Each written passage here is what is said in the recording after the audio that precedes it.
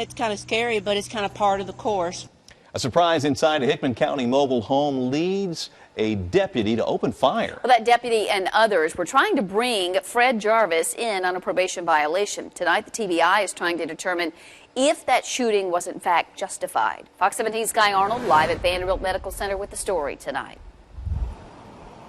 Well, guys, Jarvis was shot in the arm. He's now recovering here at Vanderbilt Medical Center with injuries that are not believed to be life-threatening. Now, it's kind of an unusual story. What started all this in the first place, it involves a surprise under some blankets and a gun some believe wasn't a real threat.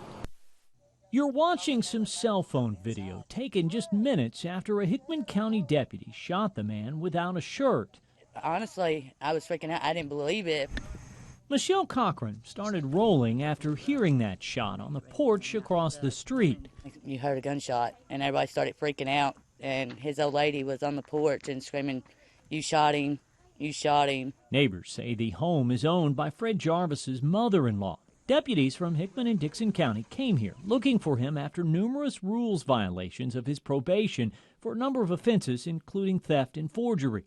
My understanding, they didn't tell officers that he was in there. Hickman County Sheriff Randall Ward says those deputies were lied to at the door, and they went inside anyway, discovering a suspicious pile of blankets in a bedroom closet. Ward says one deputy fired a shot after removing a blanket and discovering Jarvis hiding there with a gun. No matter what the situation is, when he's got the gun, he's put himself in a dangerous situation with officers. Still, two neighbors tell Fox 17 News a different story. They say the gun Jarvis had was only a pellet gun, and some don't believe that deputy should have opened fire. Well, it went all the way through his arm.